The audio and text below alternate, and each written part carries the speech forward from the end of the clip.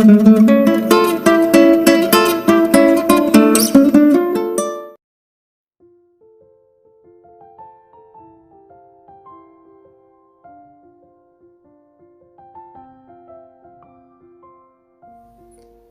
jawab pertanyaan di bawah ini dengan jujur.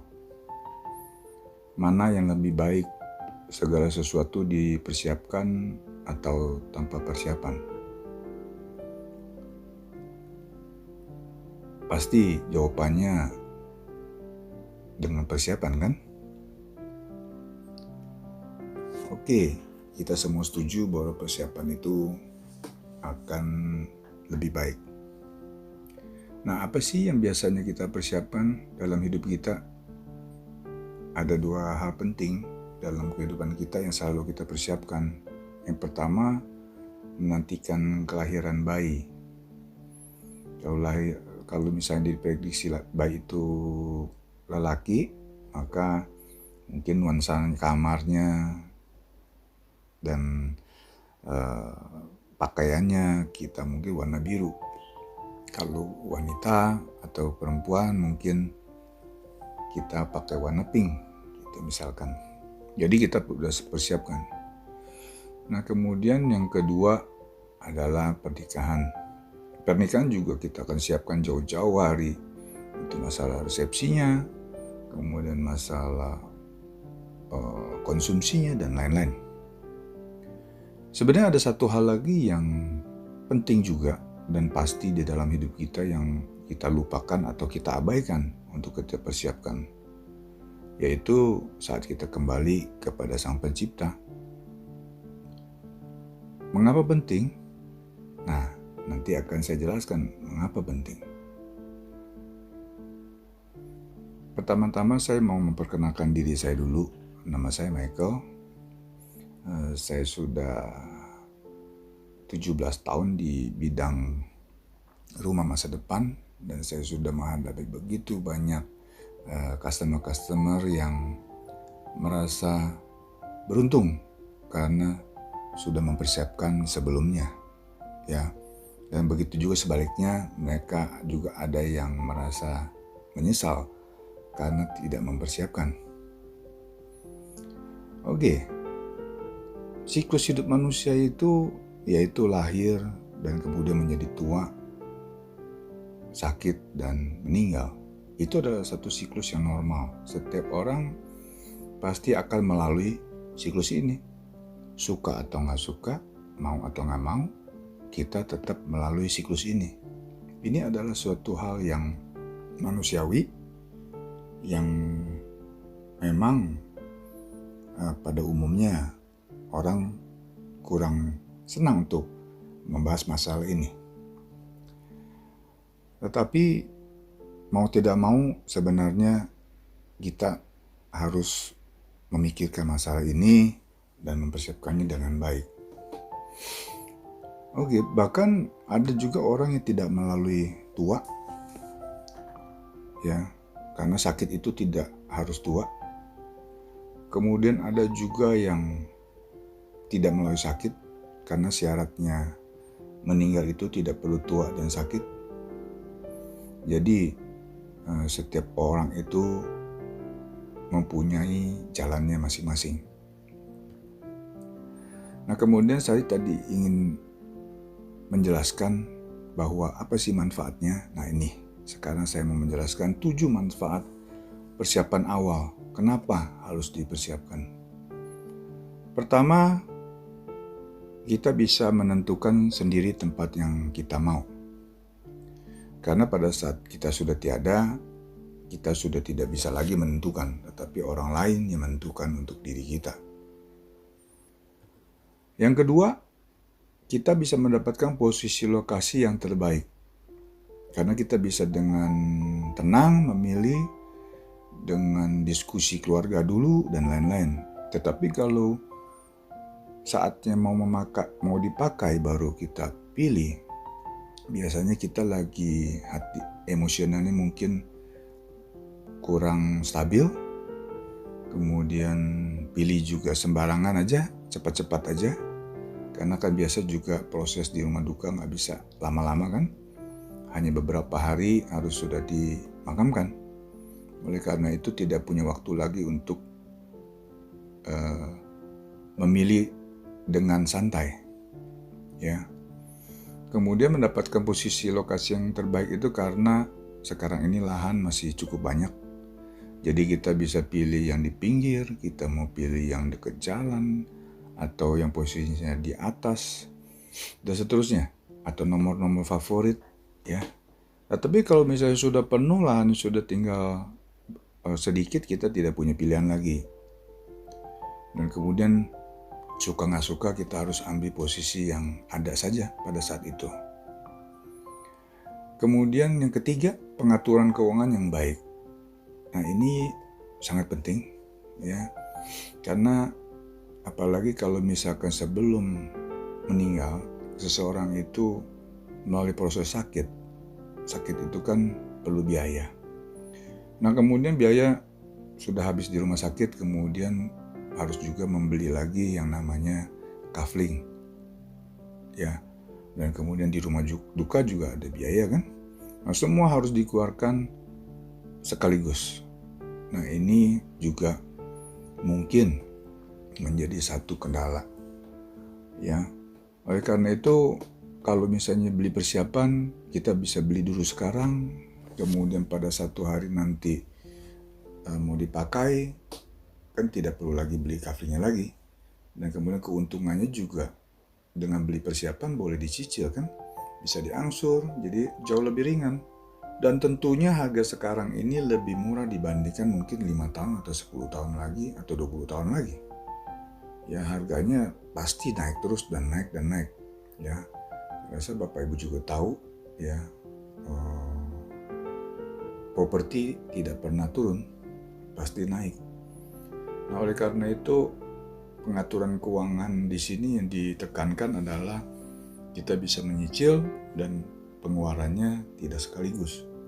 Jadi bisa dicicil tanpa bunga. Nah, kemudian yang keempat, tidak merepotkan anak cucu. Banyak sekali yang mengatakan bahwa, aduh, saya tidak mau merepotkan anak cucu karena nanti mesti bayar iuran bulanan, tahunan. Nanti kalau nggak dibayar, nanti makamnya diangkat, diganti sama orang lain. Ini kalau di TPU atau pemakaman umum pemerintah.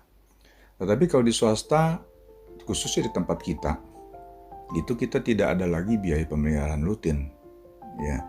Jadi cukup beli satu kali kafling itu, kemudian selamanya tidak ada biaya apapun.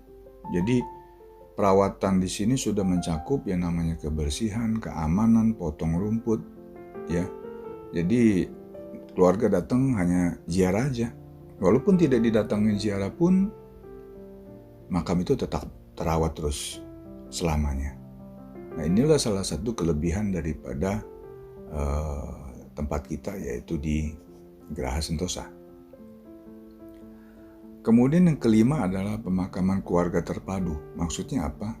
Kita bisa mengumpulkan keluarga kita di dalam satu kompleks sendiri, sehingga nanti semuanya menjadi satu. Kalau kita butuh baru beli, itu biasanya akan terpisah satu dengan yang lain. Ya, mungkin orang tua dengan anak dengan cucu akan terpencar kemana-mana. Nah, ini adalah satu konsep di mana kita bisa kumpulkan, ya, supaya pada saat nanti ziarah anak cucu bisa berbarengan datang di satu lokasi, ya. Jadi untuk ziarahnya pun lebih nyaman, tidak perlu pergi ke berbagai macam tempat, ya. Keenam, kita bisa mencegah perselisihan karena beda pendapat dari anak-anak, ya. Misalkan yang satu mau di lokasi A, yang satu mau di lokasi B, yang satu mau di lokasi C, ya. Kemudian biayanya juga siapa nanti yang akan keluar biaya. Ini akan menjadi masalah kalau kita sendiri tidak mempersiapkan. Jadi ini sebenarnya justru bukan merepotkan anak cucu, tapi justru akan membuat masalah. Ya, saya sudah 17 tahun di bidang ini, ya. Bagi yang tidak menyiapkan, masalah ini yang keenam ini sering sekali terjadi, ya. Nah, kemudian yang ketujuh, membuat tempat yang dapat menjadi memori untuk anak cucu. Ya, jadi setidak-tidaknya kita mempunyai satu tempat di mana anak cucu bisa datang berziarah, ya, dan di situ mendapatkan satu perasaan emosional, ya, karena kita datang ke sana. Berbeda kalau yang namanya dikremasi. Dikremasi apalagi dilarung ke laut, di situ tidak ada lagi sama sekali memori, dan kemudian juga tidak lagi ada satu perasaan emosional di situ. Ya, jadi memang saya sangat menganjurkan untuk di makam. Walaupun misalnya memang menginginkan untuk dikremasi, tetapi sebaiknya gucinya itu atau abunya itu dimakamkan bersamaan. Karena bisa juga dimakamkan secara terpadu seperti dalam satu makam keluarga. Di situ ada yang dimakam, ada yang dikremasi, tapi gucinya dimakam. Jadi supaya semuanya kumpul di situ. Ya, ini adalah satu konsep yang bisa diterapkan bagi Bapak Ibu sekalian. Perusahaan kita berada di bawah naungan Atagraha Network. Apa itu Atagraha Network? Nah, kita bisa lihat Atagraha Network mempunyai 60 lebih perusahaan-perusahaan, mulai dari properti, agrobisnis, mining, energi, transportasi, media, bank dan asuransi, infrastruktur, retail, telecommunication, dan social responsibility.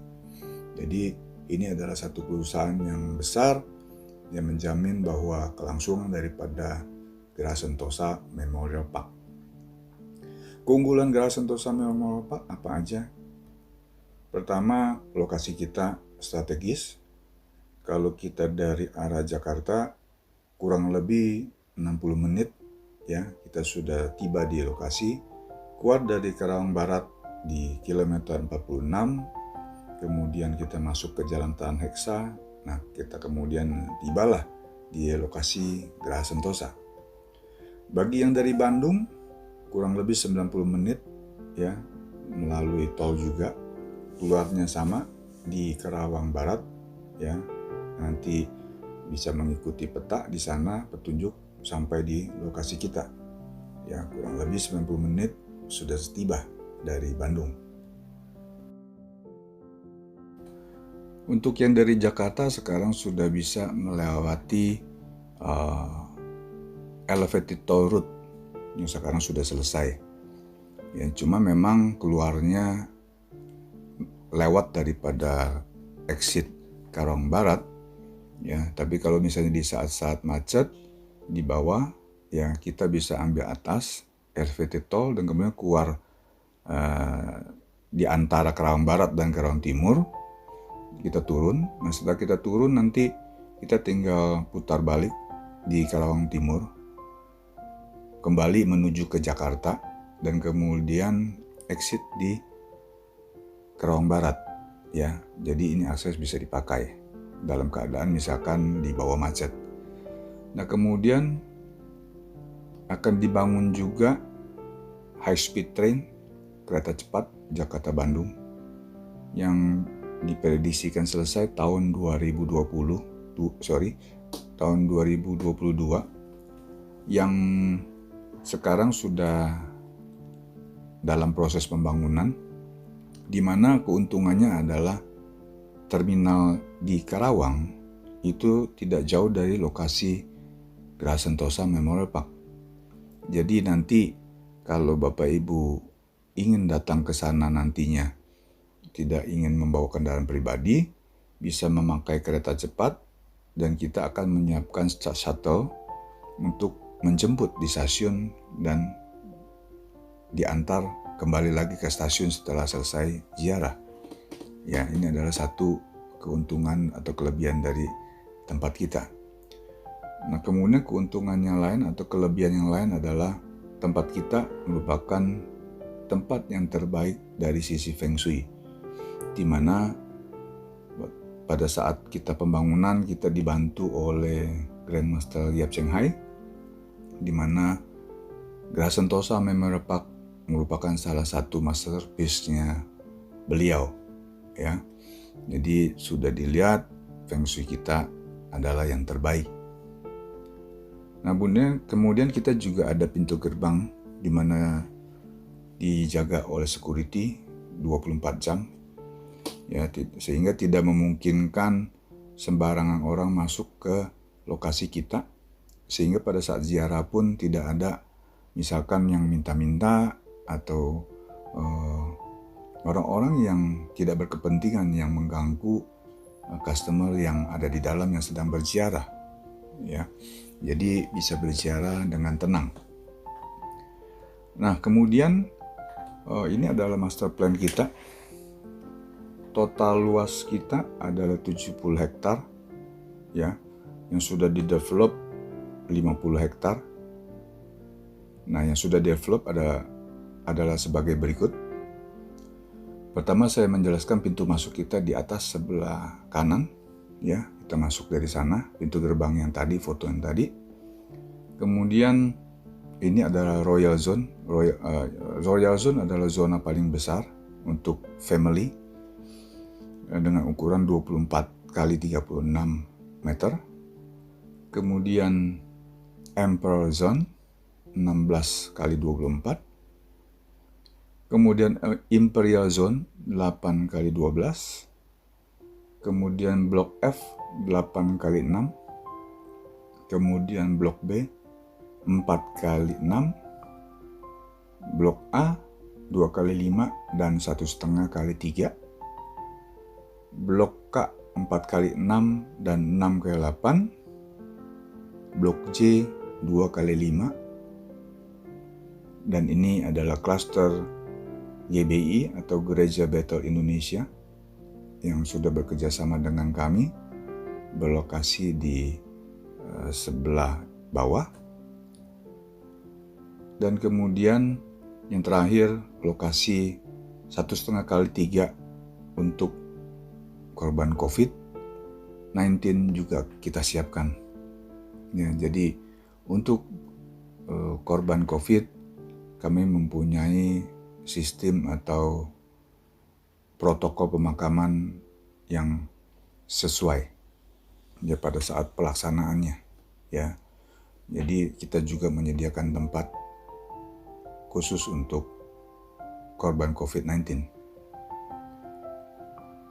Nah, inilah blok-blok yang kita sudah buka.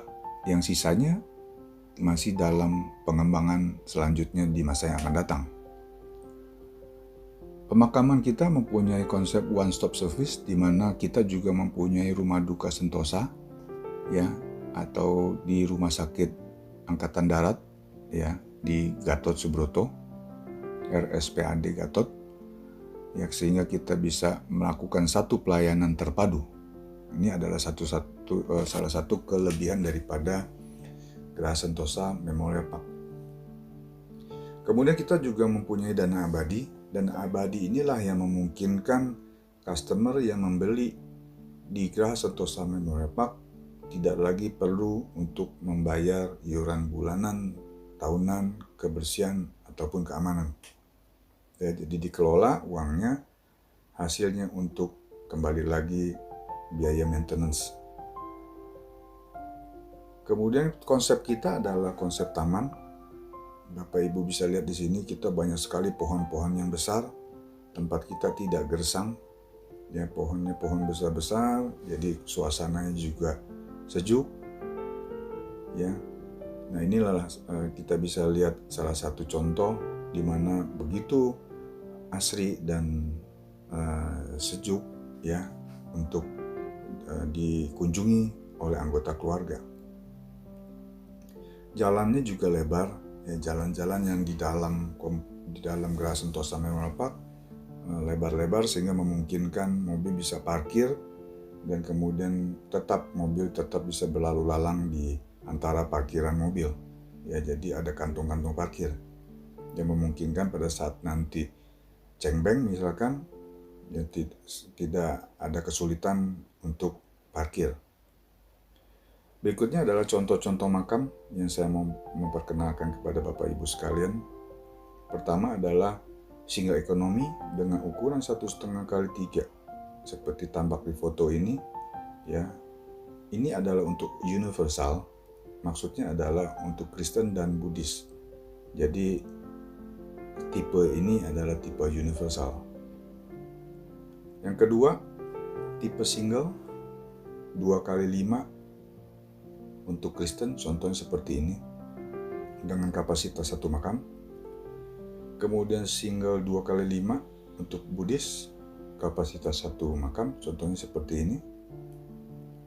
Kemudian double 4x6, contohnya di sini Kristen, dengan kapasitas 2 makam.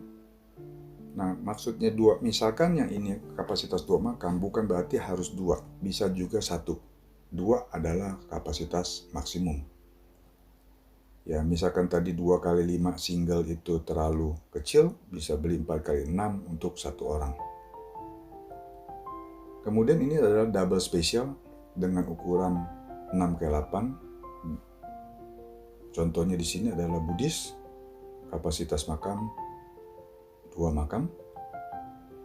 Kemudian family 8x12. Contohnya di sini adalah Kristen dengan kapasitas maksimum 6 makam. Dan ini adalah family contoh yang Buddhis, ya, dengan kapasitas sama, yaitu untuk 6 makam. Ini ada Royal Family dengan ukuran 24x36 meter. Contohnya di sini Kristen untuk kapasitas 18 makam. Itu adalah maksimum, yang banyak juga yang isinya enggak 18, ada yang cuma 2, ada yang cuma 4, dan seterusnya. Nah, ini contohnya adalah Royal Family yang hanya diisi 2, yaitu dengan ukuran 24x36, walaupun di sini kapasitas maksimumnya adalah 18 makam. Nah, ini adalah the most beautiful tomb in Indonesia yang akan dibangun. Tanahnya sudah terjual 2.448 meter persegi yang akan dibangun seperti ini. Ini akan menjadi satu makam yang terbaik dan terindah di Indonesia dengan bahan yang semuanya import dan full granit, ya. Tapi ini belum dibangun, akan dibangun seperti ini konsepnya. Ini adalah makam salah satu keluarga dari customer kita. Nah, kemudian new development yang kita baru selesai adalah pavilion, di mana pavilion ini kita gunakan untuk sebagai marketing gallery dan ruang serbaguna. Bisa juga digunakan pada acara-acara cengbeng atau misa arwah dan lain-lain, dan bisa juga digunakan untuk makan setelah selesai pemakaman. Jadi setelah selesai pemakaman bisa menggunakan ruangan ini dan gratis, ya, free. Nah, ini adalah klaster yang tadi saya sebut, yaitu klaster Battle Memorial Park. Di situ sudah berdiri tugunya klaster GBI. Ya, kalau nanti mungkin Bapak Ibu meninjau ke sana bisa melihat, ya, bahwa di sini adalah khusus untuk GBI. Ya, salah satu yang sudah dimakamkan di sini adalah Pendeta Vetri Kumase, ya, yang sudah beliau diistirahatkan di sini. Oke, saya rasa itu aja penjelasan dari saya. Kalau mungkin ada pertanyaan-pertanyaan yang mau Bapak Ibu tanyakan atau mungkin kurang jelas, Bapak Ibu bisa menghubungi marketing atau konsultan kita yang men-share video ini. Baik, terima kasih atas perhatian Bapak Ibu sekalian.